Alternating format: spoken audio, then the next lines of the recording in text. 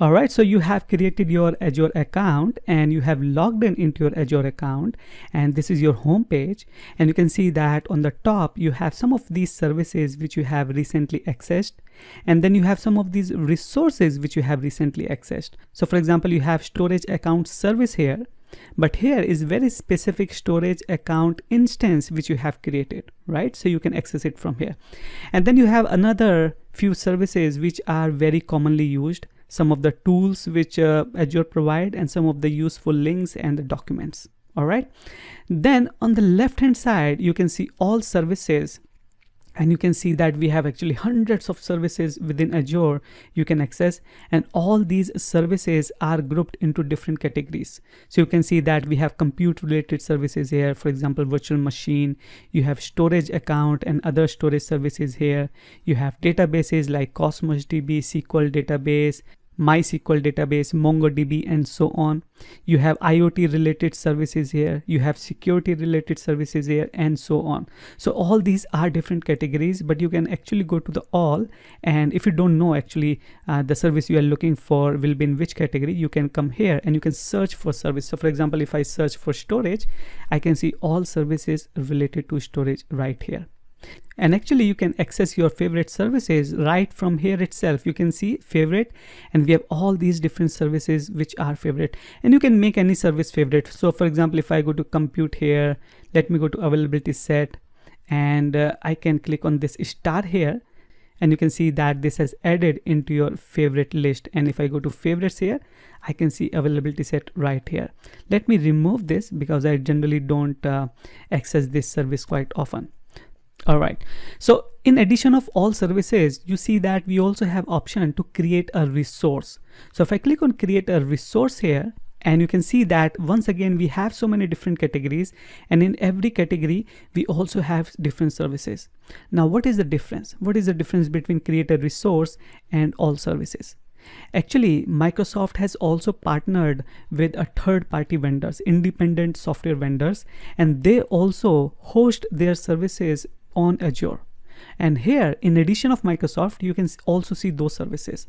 So for example, if I search for, let's say, load balancer, and you can see that we have load balancer provided by Microsoft, but we also have load balancer provided by third-party vendors. So for example, we have one from Camp Technology, AVI Networks, Shaka Technologies, and so on. So you can see we have so many different load balancers provided by third-party vendor. So when you want to see only Microsoft or Azure provided services, you can go to all services. But if you want to see what are different options you have in addition of Microsoft also, you can click on create a resource, and you can search for a particular resource or go to a category and look for resource you want to work with. All right, now coming back to the home page here. Now another very important feature, I would say probably one of the most important feature of Azure portal, is this search bar here. This can really do magic. This can really do wonders. So if I just click here, you can see all my recent search history, whatever I typed, all these services which I have recently accessed, all these different resources which I have recently accessed. All right, so this is pretty much like my home page, my services and resources and so on, but actually this can do much more than that. So for example, if I just search for, let's say, storage here, you can see all the services related to storage. You can see my specific resource of storage account. You can see all the storage services provided by third-party vendor as a marketplace. You can see all the documents related to storage. So this is the place from where you can find everything you're looking for a particular service. And I don't have resource group and Azure Active Directory related to storage, but otherwise I will see those here also, right? So you can see that you have 99 plus documentation, marketplace services, resource and services, and so on. And not just that, actually you can type your question here. So for example, you can type, how can I create storage? And you can see that we have these documentations here, create a storage account, other tutorials, how to upload file to the storage, and so on. So actually this is a very useful feature. Whatever you're looking for, just search here and you will find your related services or resource or documentation or any other relevant resource within Azure you're looking for. Now let's look at some of these options we have in the top right corner here. So for example, the very first option we have is the Cloud Shell, and if I click here, you can see that this has opened another window, not another window actually, another tab within the same window here. So portal, which we were looking for, is a user graphical interface, right? And through this user graphical interface, you can control Azure resources. But let's say if you are coming from a background where you really like to type commands and you want to control your Azure through commands, you can come with at the Cloud Shell. Now in the Cloud Shell, you have option for the PowerShell as well as for the Bash or CLI. So if you're coming from Linux background, you may like using the Bash. If you're coming from the Windows background, you may like using the PowerShell. So if I click on this PowerShell here, it will pop up a window, and here they will ask me to create a storage account. But once I do that, I can actually access my Azure resources. I can create resources, I can manage, I can update those resources using the command shell, using the PowerShell queries, right?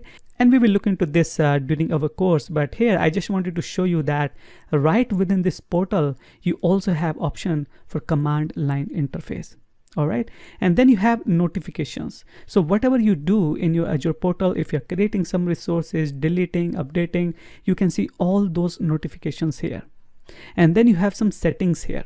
So you can see all of your directories here. Right now you may have only one default directory, but if you have more than one, you can see here, you can switch your directories here, and then you can go to appearance and startup views. And here you can change your themes, your contrast, and you can see here the menu behavior. You have option for flyout and docked. I have selected docked. That means this tab of these services will always appear to me. But if I click on flyout here, actually this will appear. So for example, let me apply this flyout setting here. And if I go to the home page, you see that I do not have tab for my services. I have to click here to get this, but as soon as I come out, it will again disappear. So I like to have a docked setting. If you like, you can click on flyout and you can change that. Now another important feature we have here is the home page or the dashboard. Now home page is the default one, you cannot change it, but you have option for the dashboard also. So for example, let me click on dashboard here. Now this dashboard actually you can change, you can customize. So if I go to the home page here, now you can see this home page have changed. Actually this is not the home page, this is the dashboard, right? And I can edit this dashboard. I can add those resources which are useful to me. So for example, let me delete this. I don't need this. But if I see here, resource group, I like to have resource group. So let me put it here. Tutorial, I don't need this. So let me delete this. I can resize this resource group here. I want to have all resources also. So let me put it here. And if I want to have clock here, you can put it here. So basically you can customize your dashboard, you can preview it, and finally you can save it. Now if I go to the home page here, you can see I have this dashboard instead of default home page. So you can change your setting whether you want to see a dashboard or a home page.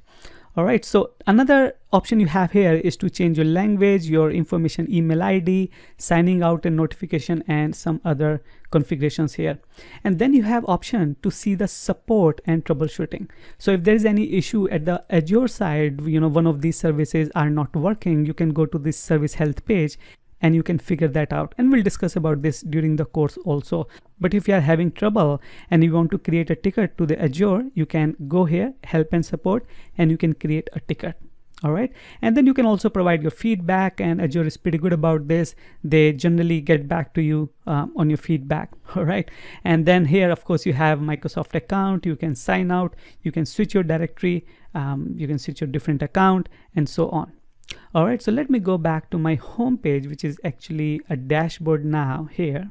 Now I just want to quickly show you that how easy it is to create a service in Azure using this portal. All right, so let me go to all services here. So for example, I go to storage here, storage account. So let's create a storage service. With every service, you have this option to create an instance of that service. All right, so let's click on this create here.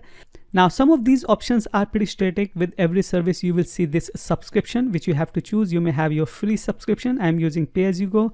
And then you have to create a resource group. Resource group is just like the way to organize your resources, to group your resources. And we will learn all these concepts during this course. Here I just wanted to show you very quickly that how you can create some service here. So here I have provided name of the storage account, and I will not change anything here, just to keep it very simple. And I will just click on review and create. All right, so I have just provided name of the storage and a few more very important options like subscription and the resource group. And now my validation have completed, and all I have to do is just click on create. And you will see that within few seconds, I'm going to have my brand new storage account. Now here, my intention was to just show you that how easy it is to create an instance of service from within this portal. You just have to make a few configuration changes, and then you can create a brand new account of the storage or database or virtual machine, or in fact any service, or I should say most of the service. All right, so you can see that deployment has completed, and I can go into the resource here, and you can see that now we can access this storage account. Now don't worry about configurations I selected while creating this account. My intention here was just to show you that how easy it is to create an account or a service instance from within this portal.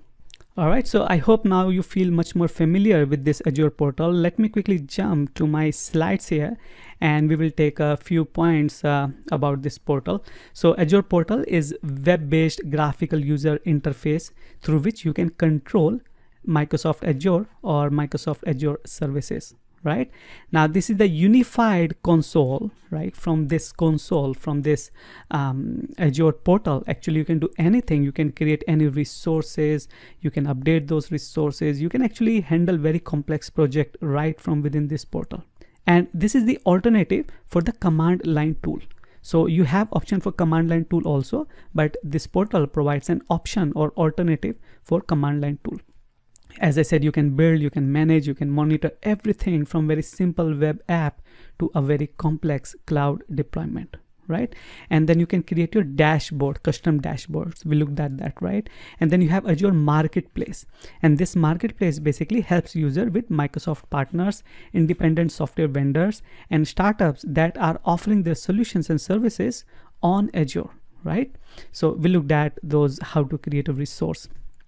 Now this portal is continuously available, so you will never have a kind of downtime, because this is actually hosted on multiple servers. So for whatever reason, if one server goes down, actually you will be accessing it from the another server, so you'll never feel a downtime. This portal will always be continuously available for you, right? And it's always load from the closest location of yours, so that's why you will not feel a latency while accessing this portal. And this is continuously maintained behind the scenes, so you won't see the maintenance.